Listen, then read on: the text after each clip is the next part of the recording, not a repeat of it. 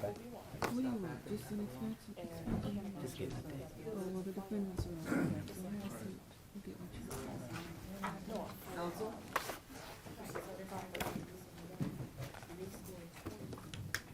We're about to go on the record, counsel.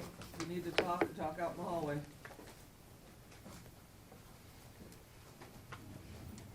This is case number 16-00992, defendant number 1, People versus Lorenzo Brooks, and defendant number 2, Letitia Moulton. Before the court for sentencing, all parties are present. Appearances, please. Your Honor, good morning. Michael Woodyard appearing on behalf of the people. Good morning. Good morning. Mr. Holland?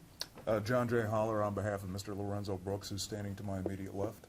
And good morning, Your Honor. Coral Watt, appearing on behalf of Letitia Brooks. I'm sorry, Moulton, who's standing to my right, Your Honor.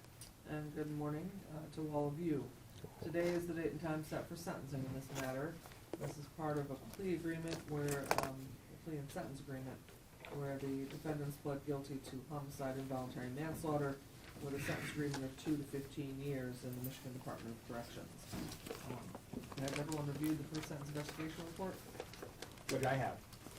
Your Honor, as it relates to Ms. Moulton, I've had an opportunity to review the pre-sentence report as well as Ms. Moulton. It is factually accurate. We have no additions or corrections, Your Honor. I've also reviewed the guidelines and they're correctly scored. And with regard to Mr. Brooks? Your Honor, with respect to Mr. Brooks, I think that he has reviewed the pre-sentence report for the most extent. I was in another courtroom, and I regret that I have not had a chance to review it myself. I know that. Mr. Brooks, have you reviewed the factual information in there? Yes, ma'am. Okay, and is there anything factually inaccurate about the report? About your It's a few background and things. history? Few things. Is there something you'd like to point out to me, sir? Not really. Well, if there's something factually inaccurate, you can point them out to me. What page are we looking at? It really. I say everything's all right. Everything's all right? Yeah. Yes, ma'am. You sure? Yes, ma'am. Okay. I would report to the court that I went over what a pre-sentence report was in some detail with my client last night, and that he should read it to see if anything that is of material or important was inaccurate. Things that simply are not important or immaterial would not really be, we wouldn't really dwell on. Yeah. But important things were, Mr. Brooks, does it look like everything that is important is accurate? Yeah, I think about just one thing about my daddy. You know, they said I ain't been with my dad since I was 16. I've been with my daddy my whole life. Okay, well, That's Okay. what Well, what page is that on? trying to think.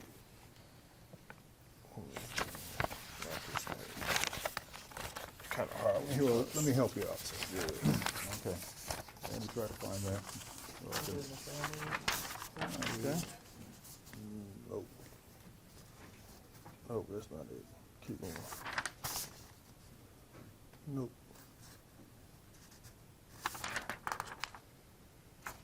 Not there. Okay, it says on page 5 of the evaluation plan, the defendant states he did not meet his biological father till he was 16 years of age. Yeah. That's what I'm talking about, yes. That's in the I've been knowing my father my whole life. He been my life my whole life.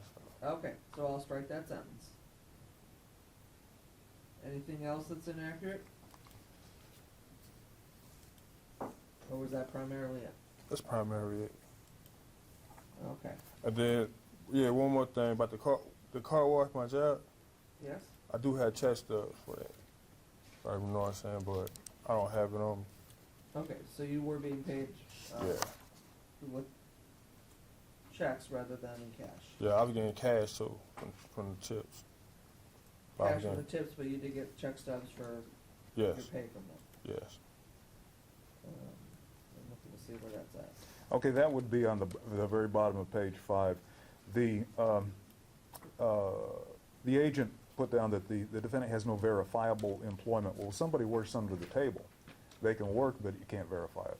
And that's essentially what my client's been doing, cleaning and washing cars. Right. But I was getting paid for it though. I was getting checks though. You were getting checks with Checks. check stub? Yeah. Okay.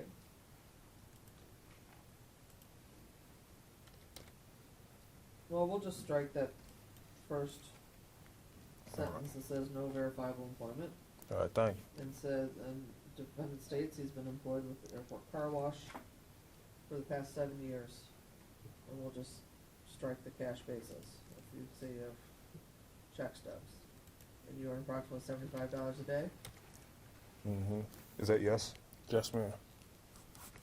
Okay. So we'll correct that. Any other corrections, sir? That's be it. That'd be it. Okay. All right, thank you. With regard to guidelines, have you reviewed the guidelines, Mr. Howland? I have reviewed the guidelines and they appear accurate to me. At 36 and 71 months? Yes.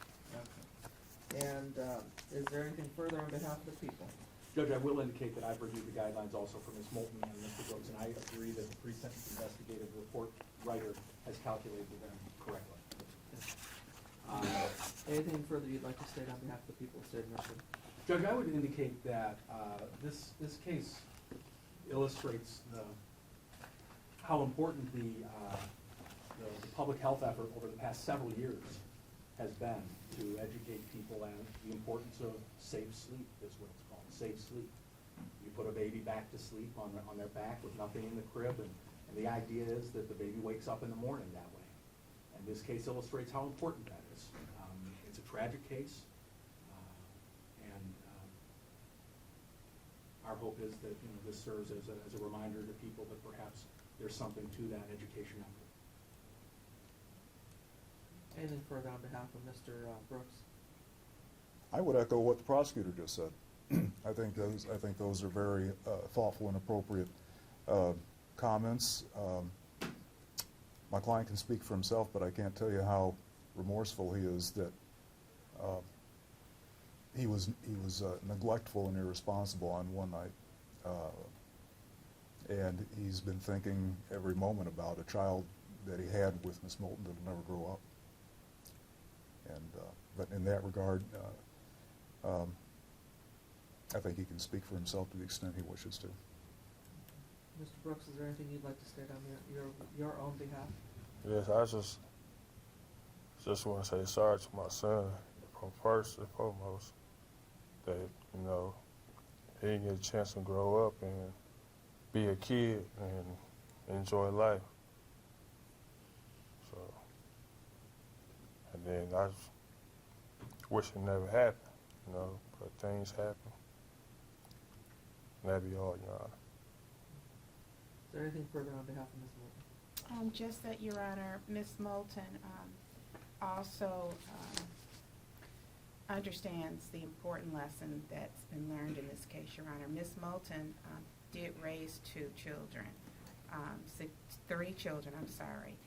two to adulthood, one who's almost an adult.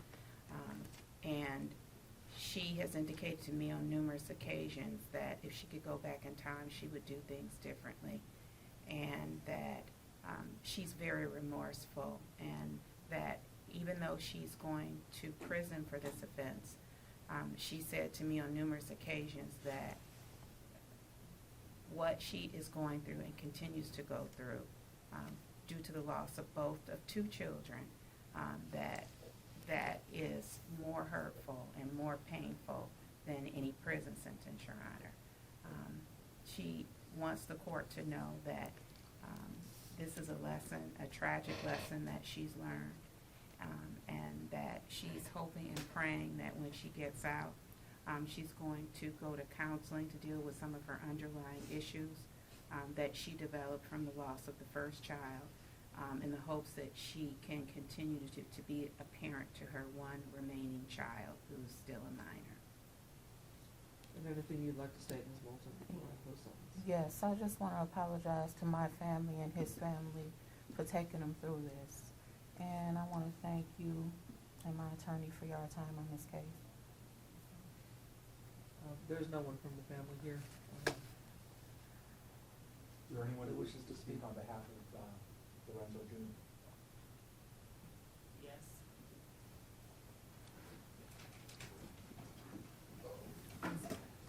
Step right around this. To the podium, Judge? Yes. And I'm gonna ask, you two to step just this way a little bit, and you two step. My name is Yolanda Exum. Where's that, this way? Yes, okay, that's fine. My name is Yolanda Exum, and Lorenzo Could you Brooks, spell your name, please? Yolanda. Exum is my last name, Okay. and Lorenzo Brooks is my brother. And he loved that baby. I was just with that baby, feeding that baby. He had that baby every day. He come over my house with the baby and spend the night with me and everything. He's a good dad. Did you wish to make any comments with regard to your nephew who passed? Any comments to him? He was very healthy. He was very healthy. He was fed every day. He was taken care of, very clean, everything. It was no neglect to him.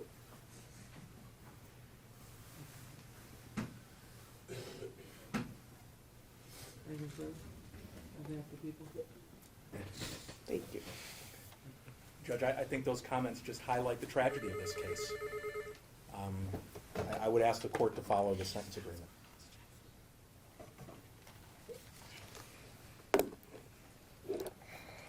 This case just really does highlight the importance of education and knowing the proper ways to take care of your child and safe sleeping arrangements. And a pallet being placed and a child being placed between two adults on a bed is certainly not an appropriate sleeping arrangement for a child, and that's what led to this tragic tragic occurrence and the death of little Lorenzo Brooks Jr. And it's an awful way to learn this lesson. And this is the second child that's died in this manner. It's a horrible case, but I'm going to follow the sentence agreement with the people, because otherwise we'll go to a trial. So, it is the sentence of this court, you did sentence, both of you, sentenced to a period of incarceration of 2 to 15 years in the Michigan Department of Corrections. You both will receive 145 days credit for time served. You both must pay $68 state costs, $60 DNA fee, crime victim assessment fee of $130, court costs of $1,300, and attorney fees of $400. And both of you have the right to request leave to appeal from the Court of Appeals to appeal your plea and sentence. If you're unable to afford an attorney to prepare post-conviction motions or prevent an appeal, the court will dispense and will provide the attorneys with the transcripts needed to prepare your motions or an appeal. You're further advised that if you wish to file an appeal or a motion, a request for the appointment of an attorney must be made in writing, filed with the clerk of this court within 42 days of today's date. You've received a form advising you of these appellate rights, and I ask that you sign the receipt for those forms. Is that, are those both executed? Yes, Your Honor, on behalf of Ms. Moulton. My client's executing his receipt of rights right now, Your Honor. And the copies of those forms that be handed to you, that are being handed to you, are your copies to keep, and those are the ones you assign a date and send to the clerk of the court within 42 days of today's date. If you wish to send an appeal, you get something. That's your copy of what you Yeah. just We signed. move to dismiss on both files, count two for each defendant, and that relates to Ms. Moulton and the appeal sentence. Any objection? No objection, Your No Honor. objection. Motion granted. At this time, the defendants are both remanded to the custody of Michigan Department of Corrections and bond expenses.